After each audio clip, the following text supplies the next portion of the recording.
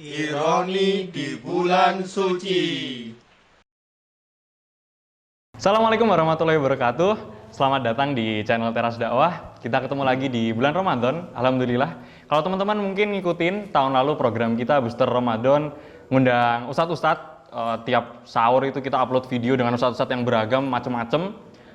Kali ini kita punya sesuatu yang berbeda. Kita bikin program khusus Ramadan Booster kita kali ini bareng dengan saya Dika, dan ini ya teman-teman udah tau lah siapa gitu. Kita bareng sama, mungkin enaknya manggil Mas Zaki aja kali ya. Jadi kita akan ngobrolin soal tema ironi di bulan Ramadan gitu. Apa aja sih mungkin ironi-ironi bulan Ramadan ini yang mungkin kayaknya formalitas doang gitu. Mas Zaki, gimana rasanya ketemu bulan Ramadan lagi tapi pandemi mungkin ini ya. Kita yang kedua kalinya ketemu pandemi. Bahagia. Wah, bagus sekali, bahagia. Ngomong-ngomong soal bahagia ketemu bulan Ramadan gini.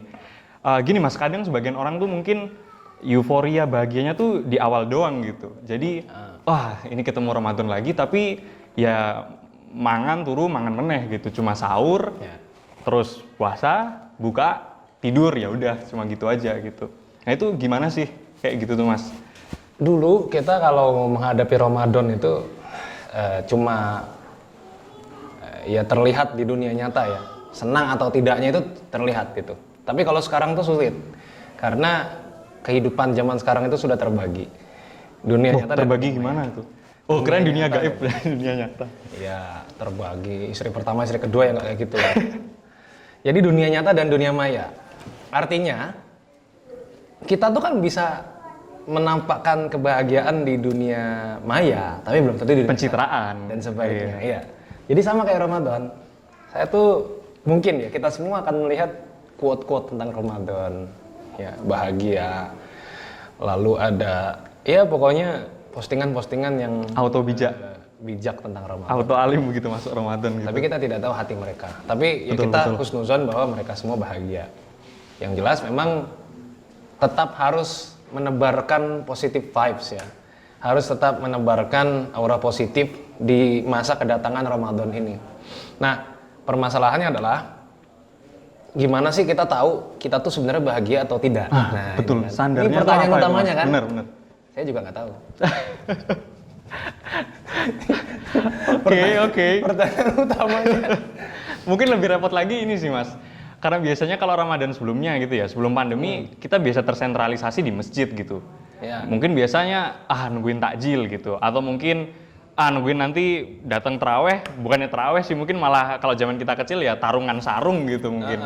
Tapi sekarang semuanya bener-bener. Zaman kita kecil itu berarti kita seumuran ya. Ya jadi kemudian karena kita ini cuma di rumah doang gitu, mempertahankan geloranya, semangatnya supaya di bulan Ramadan tetap semangat, tetap senang menyambutnya itu gimana gitu Mas? Ya, jadi tadi pertanyaannya adalah gimana cara mendeteksi ya kita tuh sebenarnya senang atau nggak senang. Kita bisa melihat dari bagaimana kita membangun ibadah-ibadah kita ya di luar Ramadan terutama. Karena sebetulnya Ramadan ini cuma seperti mengkuadratkan ibadah yang biasa kita lakukan di bulan biasa. Oke. Mengkuadratkan ya. Jadi kalau misalnya biasanya tidak sholat tahajud, kemudian jadi sholat tahajud. Kalau misalnya biasanya sudah rajin baca Quran, setengah juz gitu taruhlah ya. Di Ramadan ini bisa jadi 1 juz, bisa 2 juz, bisa 3 juz bahkan. Jadi seperti mengkuadratkan ibadah kita yang biasa-biasa aja sebelumnya. Di bulan biasa. Nah, jadi mendeteksinya adalah itu. Artinya emang selama ini kita nggak Ramadan ini, apakah kita ibadahnya itu sudah baik atau belum? Iya kan? Jadi penyambutan ke Ramadan itu orang yang sering ibadah itu akan excited. Karena apa? Wah, yang selama ini gue nggak dapat pahala yang besar, di sini dapat pahala yang besar kayak gitu. Jadi langsung kelihatan gitu. Kita tuh sebenarnya senang atau tidak. Satu di soal ibadah ya. Kemudian yang kedua perencanaan. Kita ada rencana nggak dalam Ramadan itu? Ada rencana nggak? Apa rencana kita tuh duniawi aja atau ada ukhrawinya, atau bahkan nggak ada rencana, ya udah jalan kayak gitu aja. Nah mungkin itu sih Mas, biasanya mending ya kalau tadi bahagianya tuh soal menyambutnya ibadah gitu, tapi mungkin sebagian kita atau bahkan mungkin sampai sekarang itu masih menyambutnya itu cuma karena di duniawi aja. Oh spesial ini karena Ramadan kita nikmatin kolak mungkin nggak ada di bulan lain gitu atau opor gitu khusus. Jadi sebenarnya Ramadan ini istimewanya adalah semua dapat ya, semua dapat keberkahan. Non Muslim, yang Muslim dapat. Oh termasuk non Ya, Muslim. yang jual takjil. Ya kan. Terus ini no offense ya, artinya betul, emang betul. nyatanya seperti itu gitu. Terus anak-anak, dewasa, perempuan, laki-laki, tua, muda, remaja, semua dapat. Jadi istimewanya Ramadan tuh itu.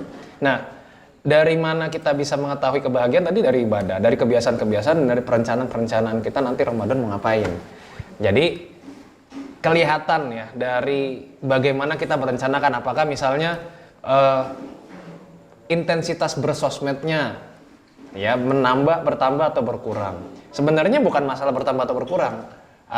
Bagaimana intensitas bersosmed itu tidak mengganggu ibadah-ibadah dia, itu yang paling penting. Jadi bukan masalah bertambah atau berkurang. Ya jangan-jangan dia emang kerjanya di sosmed gitu kan, emang kerjanya pakai sosmed. Terus buzzer gitu. Buzzer. Iya. Harusnya memang Teras Dakwah ini bikin ini. Buzzer khusus kali ya. Kayaknya bagus. Cepat dapat duit ya dari buzzer.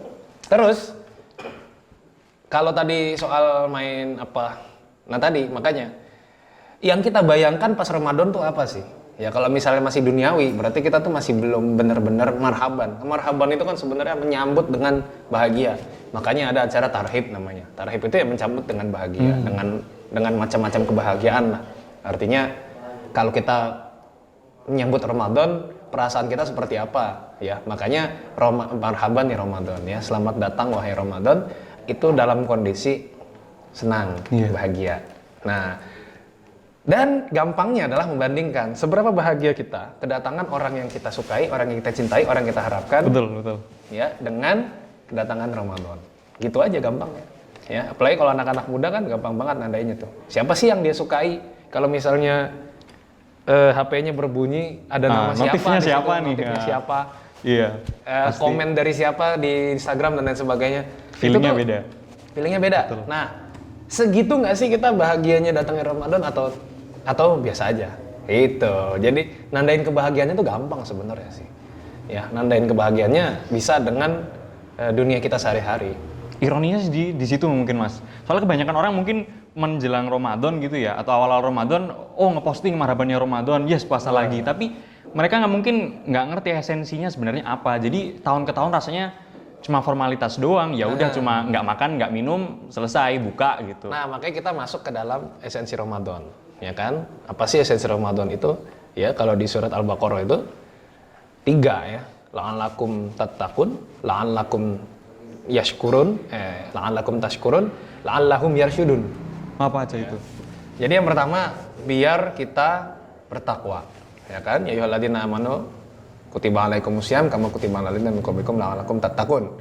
Ya kan? Wahai orang-orang yang beriman, diwajibkan atas kalian semua berpuasa sebagaimana diwajibkan atas orang-orang sebelum kalian agar kalian bertakwa. Jadi apa yang menjadi patokan di kaum-kaum sebelum kita, ya bahwasanya mereka juga berpuasa seperti kita. Tapi kita tuh dikasih kemudahan dalam berpuasa. Ya karena dulu itu sejarahnya puasa itu tidak seperti kita dari subuh sampai maghrib. Tapi dari full habis isya sampai maghrib besoknya. Nah, gitu kan. Lama jadi banget. itu salah satu sejarah puasa. Nah, jadi kita tuh dengan berpuasa diharapkan kita tuh bertakwa karena ada kesadaran-kesadaran dalam berpuasa itu apa sih? Penjagaan ya, supaya tidak berkata kasar, tidak berbohong, tidak berzina dan seterusnya, gitu kan. Terus itu biar bertakwa.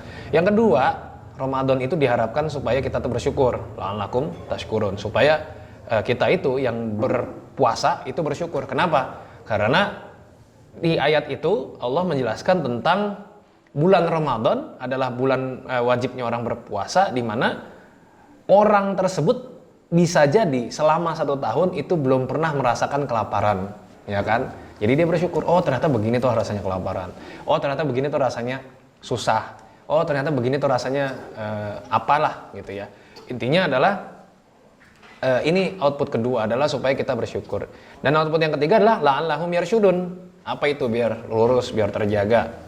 Jadi kalau misalnya kita sudah bertakwa, kita sudah bersyukur. Nah, lantas setelah Ramadan itu biar apa? Biar ibadah-ibadah kita terjaga. Nah, di ayat ini Allah mengawali dengan tentang doa, ya kan, tentang doa. Tentang kedekatan antara hamba dengan wa idza sa'alaka ibadi anni fa inni qarib. Ya kan? Kalau misalnya hambaku bertanya kepadamu tentang aku, katakanlah bahwa aku dekat. Ini luar biasanya adalah wa idza sa'alaka ibadi anni fa inni qarib. Jadi Allah bilang kepada Nabi Muhammad, nih kalau misalnya hambaku bertanya kepadamu tentang aku, katakanlah, Allah tidak bilang katakanlah, tapi bilangnya langsung bahwa aku dekat. Ketahuilah bahwa aku dekat. Jadi maksudnya apa? Jadi seolah-olah Allah tuh lagi ngomong sama Nabi di sini. Muhammad, kalau misalnya sahabat-sahabatmu, ya, umatmu bertanya kepadamu tentang aku, ya, ini lagi ngomong sama Nabi. Nah, fa inni qarib itu Allah tuh langsung loncatin Nabi, langsung ngomong sama kita gitu ya. Oke. Itu luar biasa ya. Tanpa Jadi perantara gitu. Makanya di situ ayatnya wa idza salaka ibadi anni fa inni qarib, bukan fakul inni qarib gitu ya. Bukan katakanlah gitu ya? Bukan katakanlah bahwa aku dekat. Ini luar biasa ya. Jadi orang yang menjalani Ramadan itu betul-betul bisa memaknai ayat-ayat yang sudah dibaca nih tiap tahun nih. Sampai lecek ini pasti. Sampai diulang-ulang Imam Taraweh terus Imam mungkin, tapi nggak ngeh maksudnya apa sih gitu. Itu sering banget diulang-ulang. Dan ingat, 183 Al-Baqarah 183 diawali dengan ya ayyuhalladzina amanu. Setiap ayat yang diawali dengan ya ayyuhalladzina amanu pasti ada pesan penting setelah itu. Pasti ada pesan penting. Pasti ada pesan penting. Nah, siapa yang Allah kasih pesan penting itu cuma yang dipanggil. Ya ayyuhalladzina amanu, wahai orang-orang yang beriman. Yang ngaku beriman. Kadang banyak ngaku beriman tapi nggak ngerasa waktu dipanggil gitu. Ya, gampangnya adalah kalau kita baca ayat ya ayyuhalladzina amanu, kita sadar dipanggil apa enggak, gitu aja. Wah, makjlub juga itu. Terus ngomong-ngomong soal membiasakan ini ibadah di bulan Ramadan, mungkin ibarat kata karantina gitu ya, Mas. Tapi gimana orang kemudian dia puasa nih, pas buka tuh balas dendam gitu. Wah, waktunya makan, terus habis dia makan tidur udah gitu. Atau bahkan kalau mungkin aku gitu misal sama teman-teman kita bukber tuh. Tapi pas bukber bukannya malah sholat maghrib cuma makan doang, atau malah jadi di situ forum gibah gitu. Oh, iya. Itu kayaknya kayaknya topik selanjutnya. Itu ada di segmen selanjutnya. Oke deh, gitu aja kali ya Mas. Mungkin kita bahas berikutnya soal bukber mungkin ya, soal berikutnya tarawih. Jadi semangat teman-teman semuanya di hari pertama besok puasa. Semoga kita semuanya bisa memaksimalkan potensi kita di bulan Ramadan ini, dan jangan sampai cuma ya formalitas kayak yang tadi dibilangin sama Mas Zaki itu, cuma gitu-gitu doang. Dan terakhir jangan lupa buat subscribe channelnya Teras Dakwah, di subrek bahasanya orang kampung, di subrek itu apa kali ya, di komen, share ke yang lain, dan semoga bisa jadi pahala jariah. Dan tetap stay tune di channel YouTube ini. Tunggu lagi di video-video berikutnya.